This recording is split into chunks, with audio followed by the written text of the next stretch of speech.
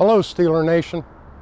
My name is John Yukovich, and I am someone who has seen things, Steeler history, from Buddy Parker and, Bobby Lane to what we have today.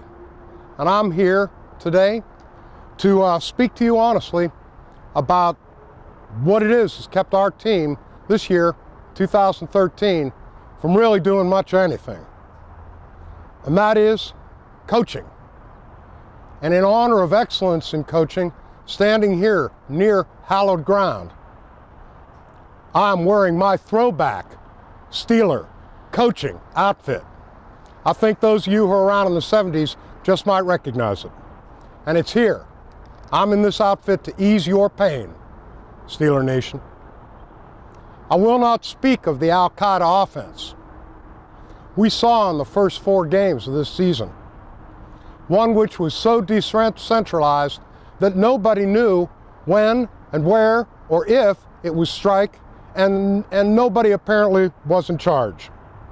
But I will speak of that loss on Thanksgiving Day to that team that will probably make the playoffs, but won't go anywhere once it gets in the playoffs anyhow. In any event, what's the problem? What is the problem? It's coaching. Coaching and the mantra of don't bother to prepare your players to play the game so you can botch field goals and kick return coverages. Continue starting every game with a number of series of downs running when the defense of the other team damn well knows that's exactly what you're going to do. Call for a field goal of 50 yards early on in a game when the chances of pulling it off and getting 3 points really aren't there. And then let your defense take risks that no 5 and 6 team should ever take when they don't have the ability to cover the risks they're taking.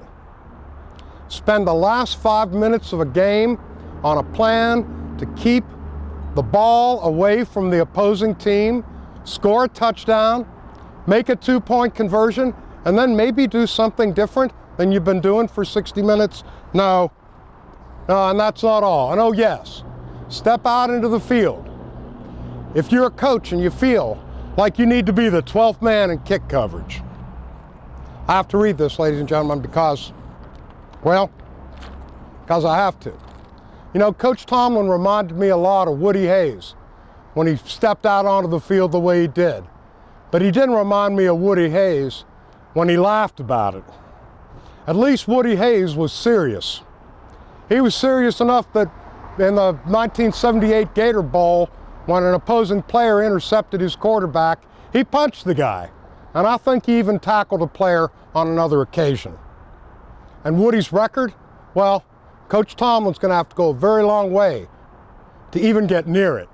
And it's going to take him a lot of time if he ever did.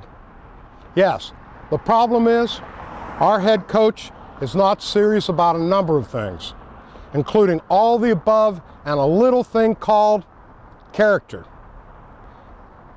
Now, Steeler Nation, that the only possibility for the Steelers this postseason is a guest appearance on AMC's series, The Walking Dead. Let us suggest that someone show the character to go out and get replacements for the offensive coordinator, dare I say his name, the special teams coach, I don't even care what his name is, and someone to remind the venerable one that next season he should not tell his defense to engage in risky behavior when they can't cover the risks they're taking. Chuck Noll was not the only one who wore an outfit like this. So was George Perlis. And for those of you who would like to know, he was the man behind the steel curtain. It's elementary. We are going to need faster horses, younger women, older whiskey, and more money next season. But the first priority for next season should be coaches who are as serious as Woody Hayes and will not do things like we saw on Thanksgiving. Ours are either incompetent or just not serious, or perhaps some of them are living in the past. Can you figure that one out? And the joke will be on us should we continue to watch or even attend the final games of this season without putting a bag over our heads. And even though we may be tempted to bring an extra bag and throw it on the field, I will remind you, this is not Cleveland. So go the distance, Steeler Nation. We may not have an emperor, and we can't bring him back.